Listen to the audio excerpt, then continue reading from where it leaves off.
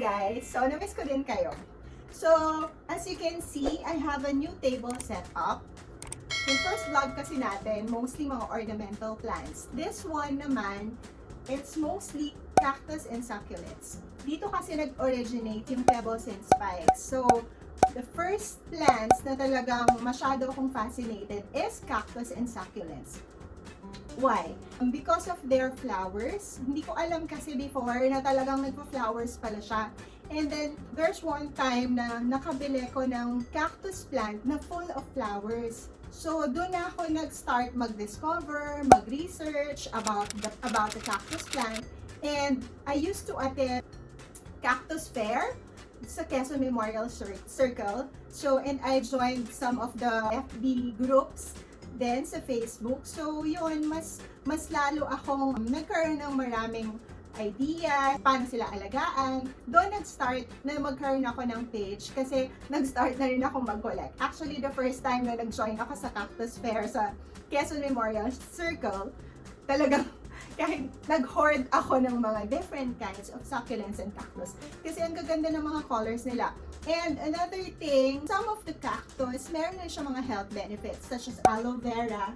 Kaso wala lang akong aloe vera dito. So, aloe vera kasi, it has properties that can level your blood pressure. And at the same time, it has fibers, diba guys? Kung mapapansin nyo, if you consume aloe vera juice, may mga fiber siya. So, it can really help you detox. It's also edible. One of the fruit ng cactus is dragon fruit. Dragon fruit is one of a cactus din siya. So, mostly, marami rin siyang health benefits and it can produce different kinds of vitamins and antioxidants din siya. Another thing din na kaya rin ako na-fascinate nga doon sa mga succulents and cactus kasi iba-iba siyang colors. So, mostly pink kasi nga one of my favorite color is pink. Kung ikaw ay collector or if you're collecting succulent and cactus, ang ganda-ganda niya kasi talagang tingnan, guys. And especially pag stress sila. Di ba ang tao pag stress pumapangit? No, but cactus is not. Mas lalong gumaganda yung lumalabas yung ganda ng color nila when they are stressed. Pag sinabing stress, pag sobra silang exposed sa direct sun, and pag hindi sila nadidiligan, mas lalong nagiging prominent yung color. So kung pink yan, mas lalong nagiging bright yung pink. Pag red, mas lalong nagiging bright yung pagka-red or yellow.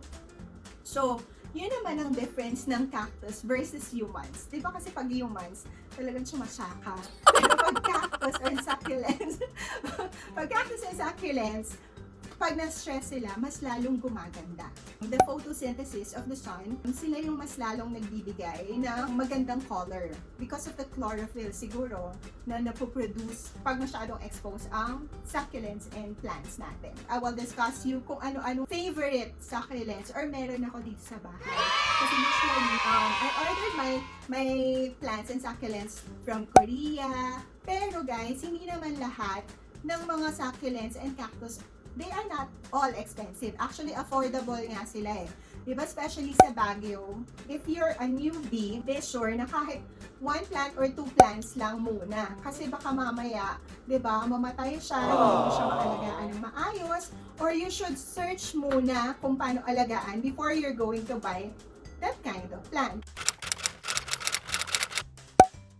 I will show you one of the rare succulent plant na nandito sa loob ng house ko. This one called Greenovia Dodrentalis. Originally found in the Canary Islands. Medyo considered na siya as endangered kasi most of the tourists nag-overcollect. Kung mapapansin nyo, hindi siya masyadong nakikita sa market. Hindi rin kasi siya ganun kadaling mapropagate or tumubo. This one kasi is Greenovia or rose succulent, locally called rose succulents kasi they don't need more waterings kasi ayaw din nila ng direct sun dahil masyadong maninipis. So, may tendency na mag-sunburn sila pag masyado natin silang in-expose sa araw.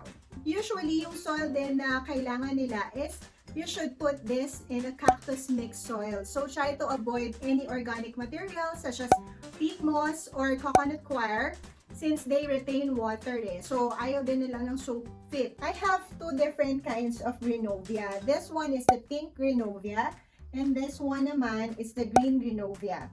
And make sure na kung itatanim niyo siya, dapat nandun sa well-draining pot.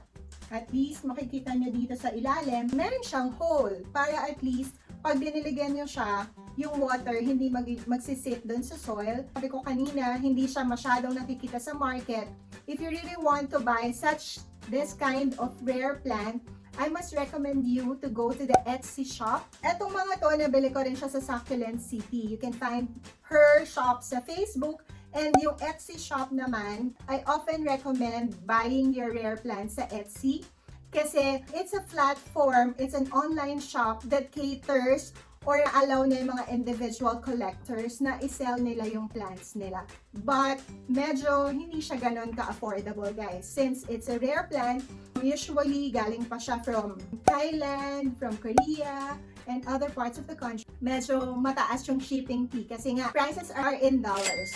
But, if you want naman, locally, dito, meron naman siyang, sa Succulent City nga, meron siyang Facebook page. So, before I end this vlog, meron kasi akong mga simple quotes for you. So, I have this simple quotes. It's a hand calligraphy. So, it says, after women, flowers are the most divine creations. So, as a women, isa tayo sa mga divine creations from God. And we really love to beautify our home, beautify our garden. So, I think this tag deserves here sa Greenovia plant ko. Next vlog, I will discuss you pa kung ano pa yung ibang different kinds of succulents na i-share ko sa inyo. Don't forget to water your plants today. Bye!